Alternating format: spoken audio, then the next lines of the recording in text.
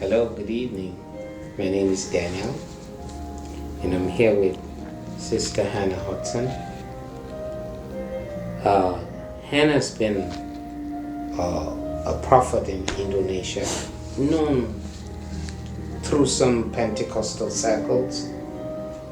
In April this year, she had a very unusual word for the church that went viral. She also today has a school of prayer and prophets that has gained momentum across Indonesia.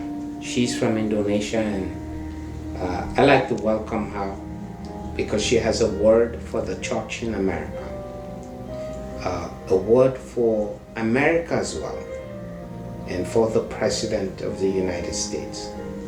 Hannah, welcome. Yes. Thank you, my brother. I know we have talked and gotten to know you, and I know the Lord has deposited a lot in your heart and in your spirit. We have gotten to been in meetings and fellowshiped together, and I have seen a tremendous glow of what the Lord has been doing.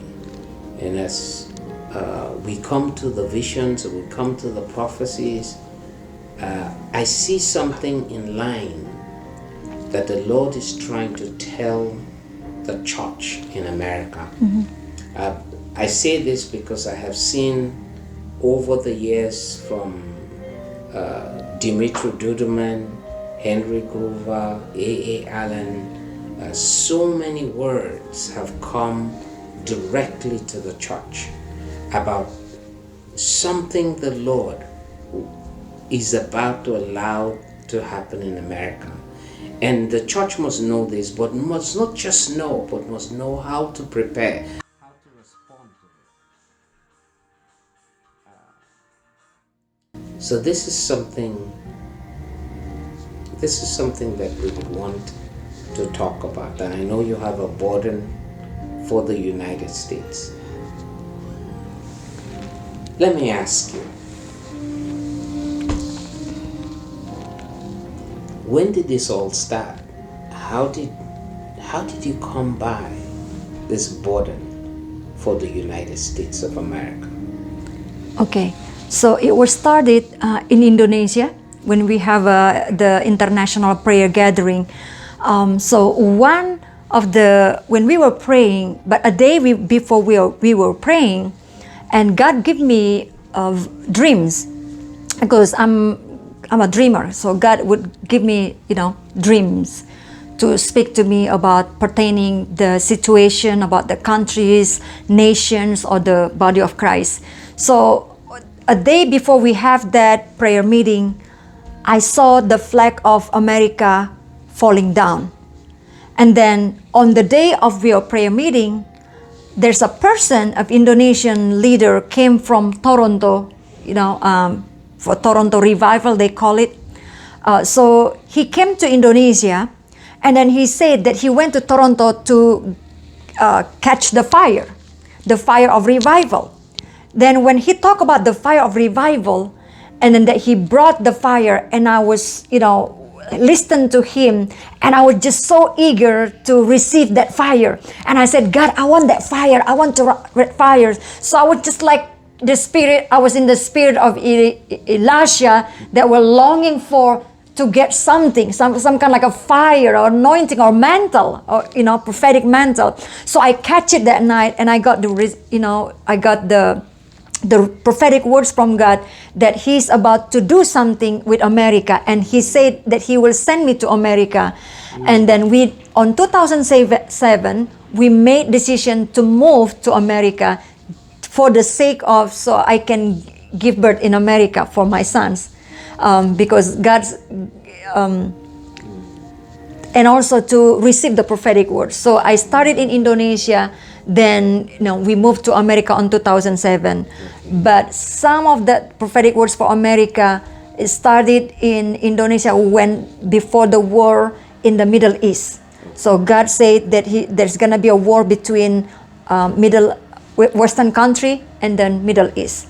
and there were the war in Iraq started, the war in not Iraq in Egypt started, the uprising in Middle East, in Lebanon and stuff like that.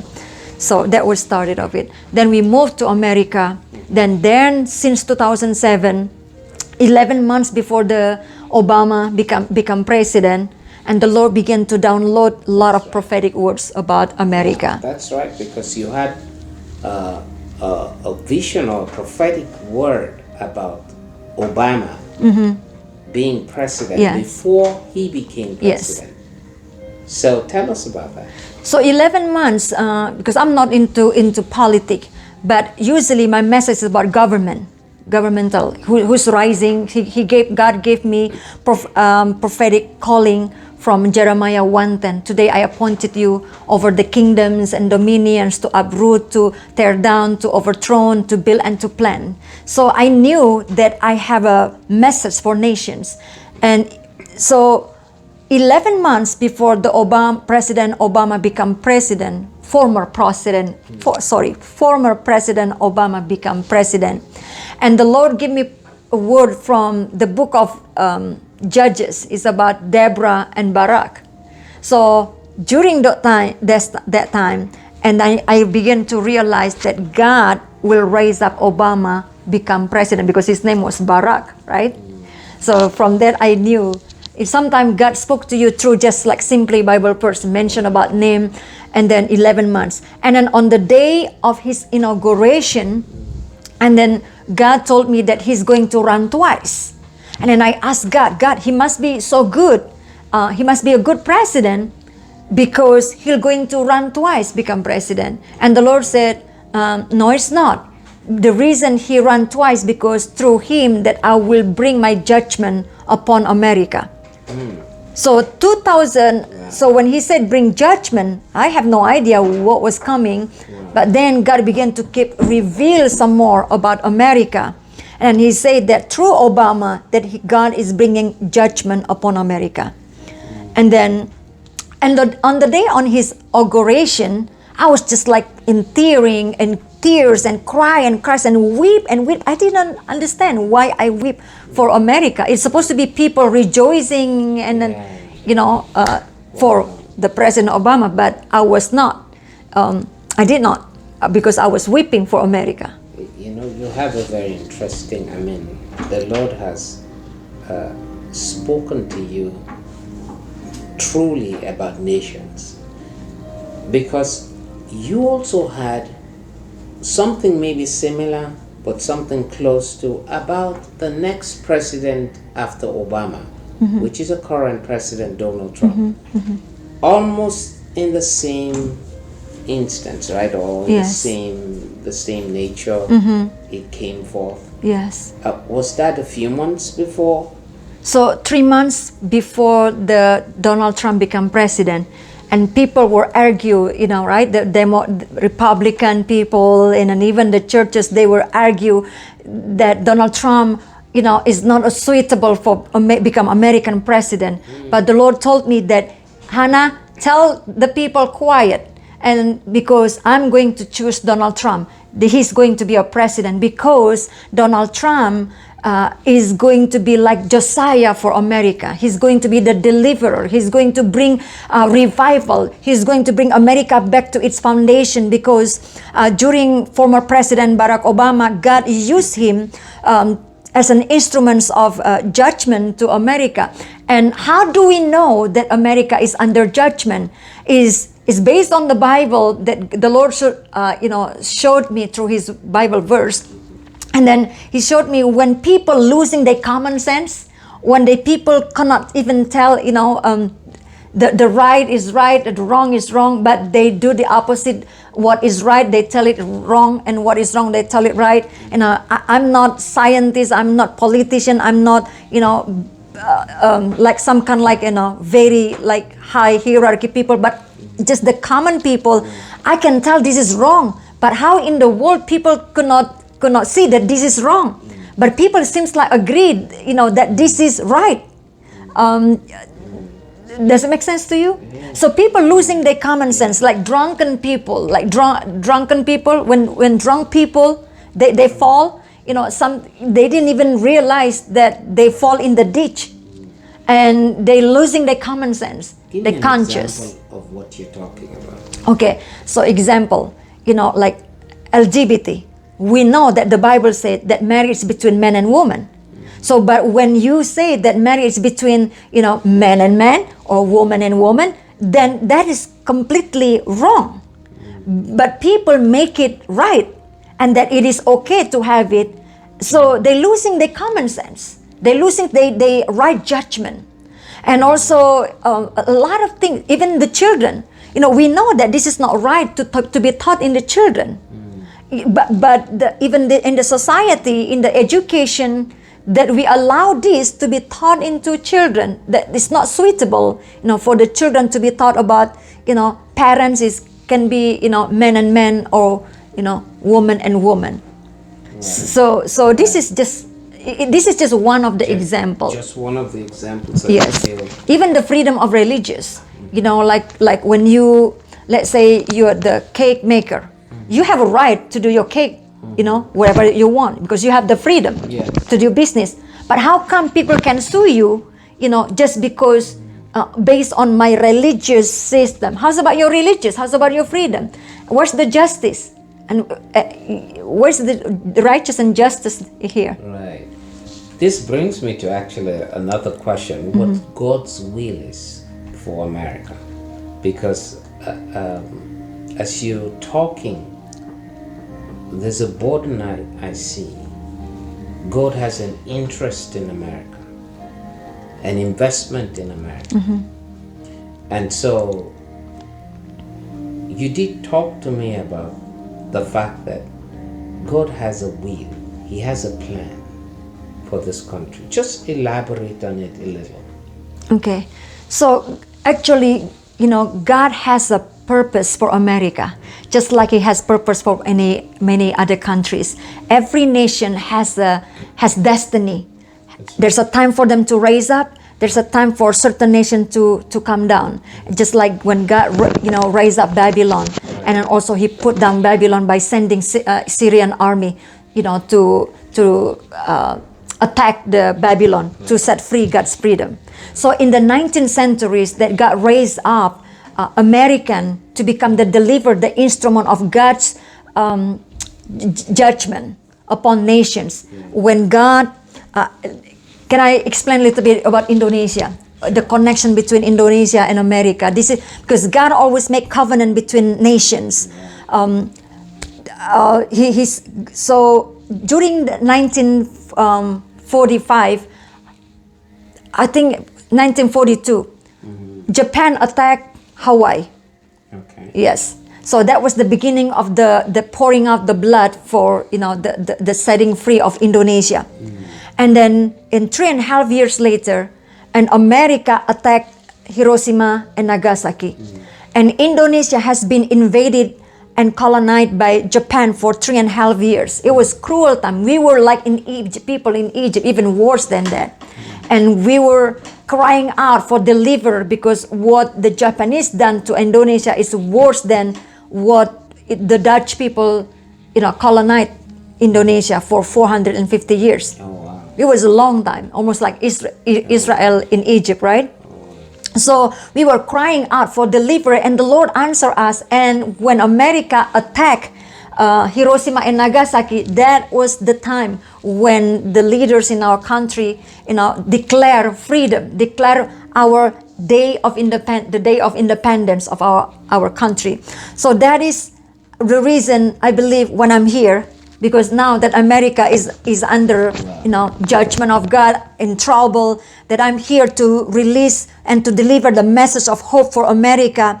And just want to mention a little bit, just to get to the point of we are doing this. I have about 450 students in the School of Prayer and Prophets, and there many of them are prophets. They are praying for America. That has been conceiving with the revival in America. So I just want to tell you, my brother, with the all Americans they are in here, you are not alone. You have your brothers and sisters from Indonesia that will pray for you, that will sustain you, that will, give you, a message of hope. Because once you deliver us from our oppression, but now we are going to sustain you during this hard time in America. Yes. I have to take you away from, because I feel there's a whole lot you would want to say about America. Just before I get you to talk about, because you have a message for the church.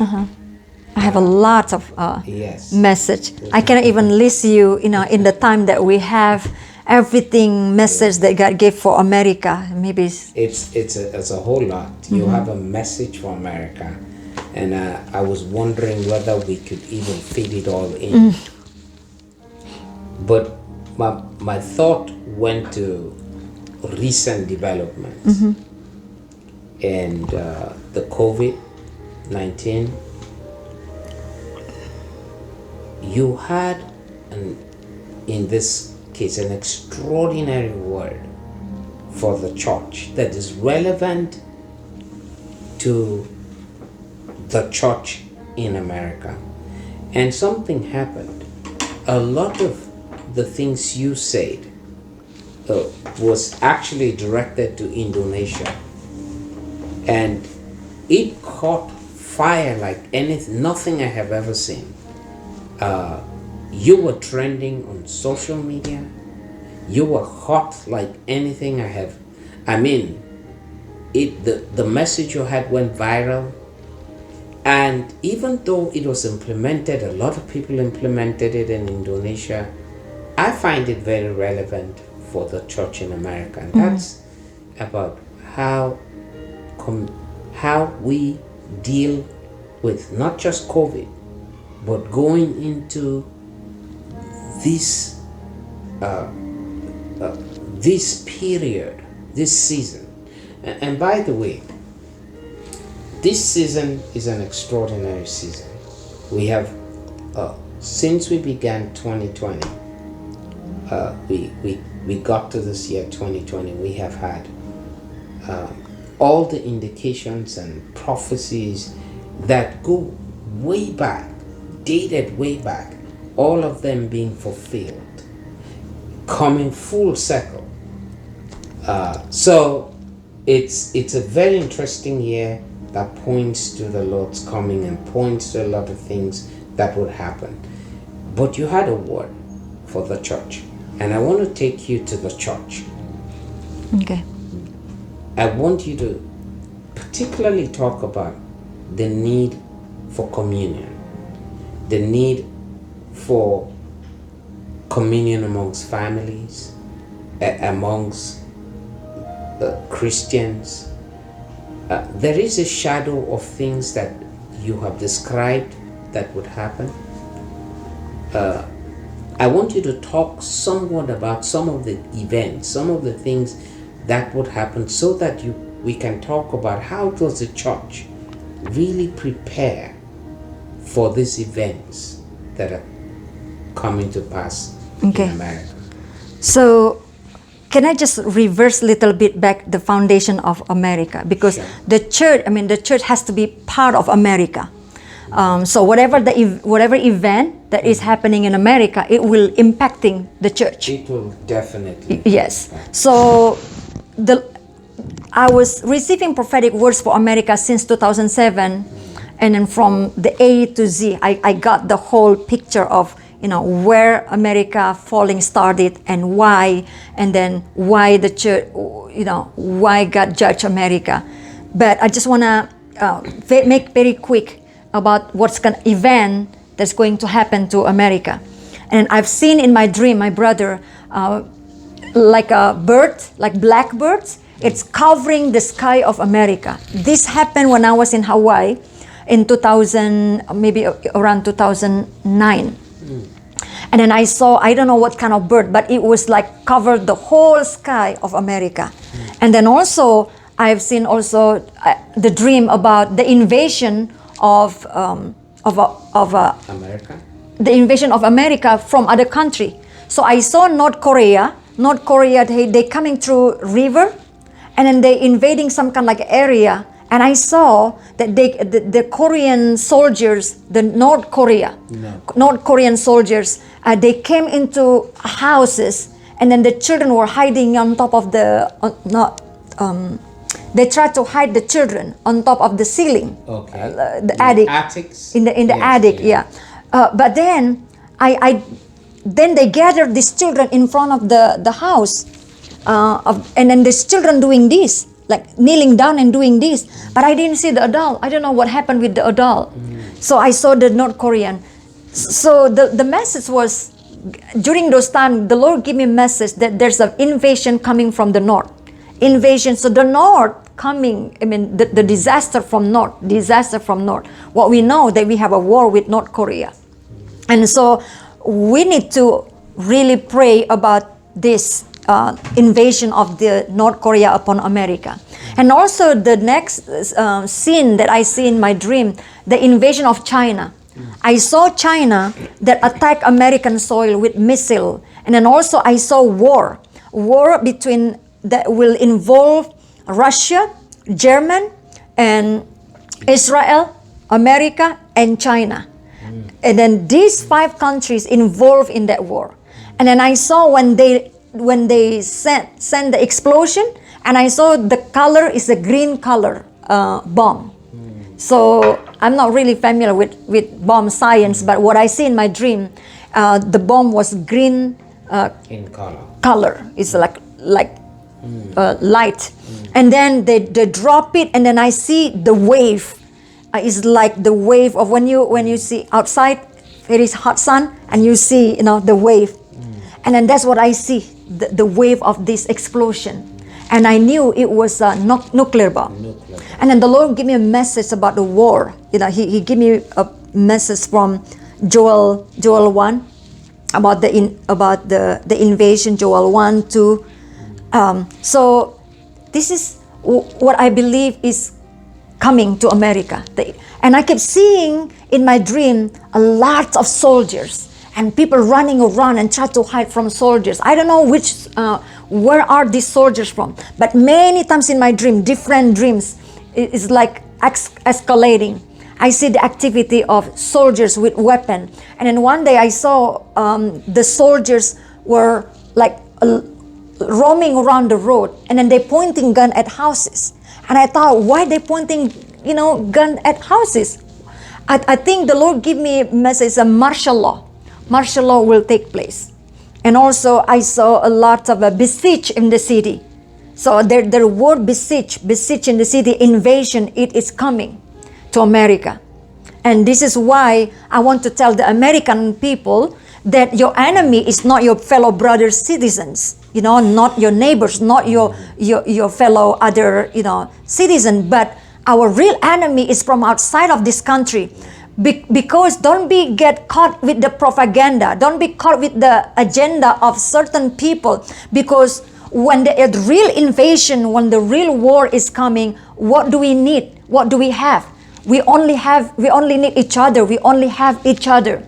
So this is actually a time for America to be united, be waken up, and then prepare ourselves for the invasion that is coming. And then this is what I see, my brother, in my dream. And famine also I've seen. Famine. And then also I have a dream there's going to be Great Depression.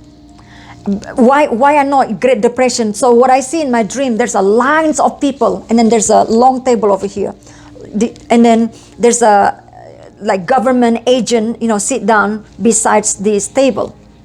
And then people line up, and they're supposed to giving away whatever, wealth they have. They're giving report. Everything, like if you have, a property, you're supposed to report all of those things, the property, So you don't have any control even over your property. You have to report it to government. So your things, wealth are being controlled by the government.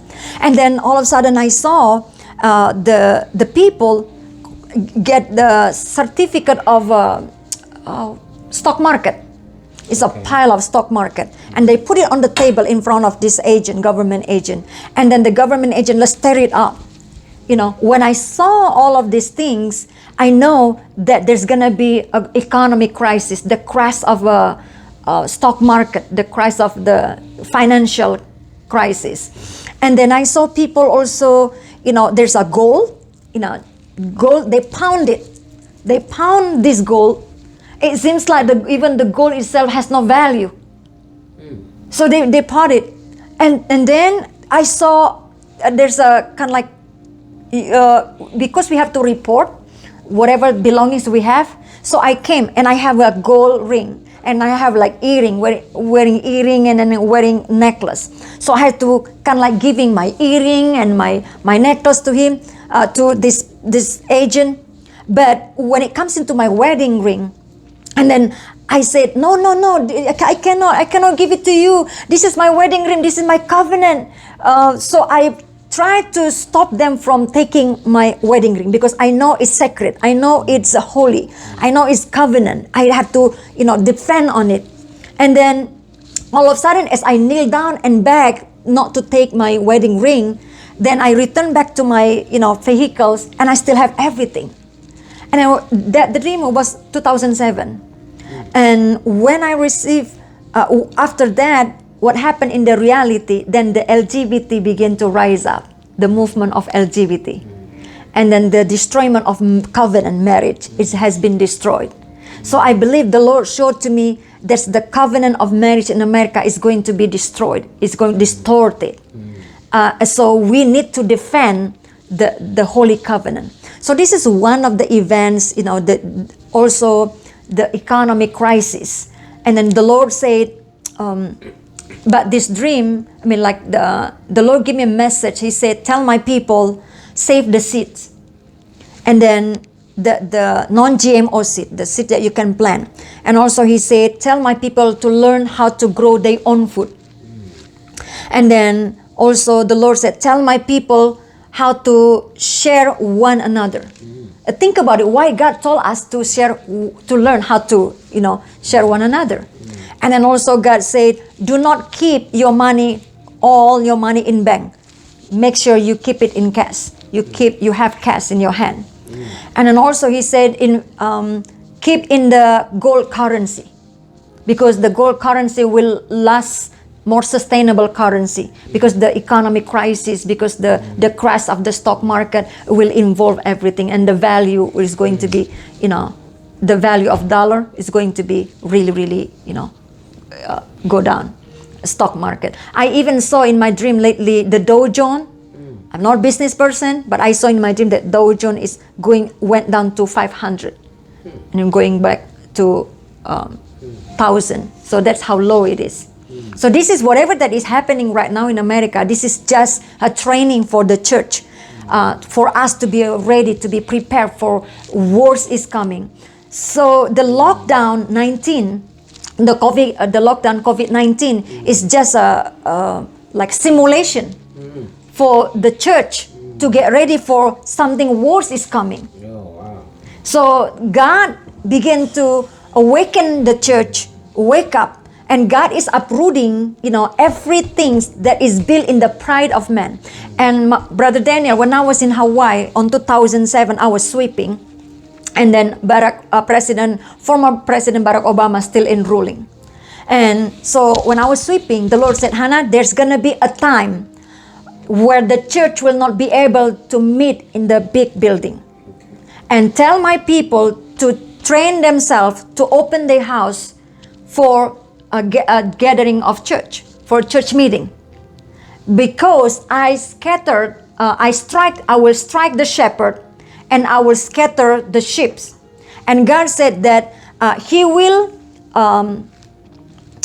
raise up the ordinary people that doesn't even have title, that doesn't even have seminary school or, you know, theology, that will shepherd the scattered sheep.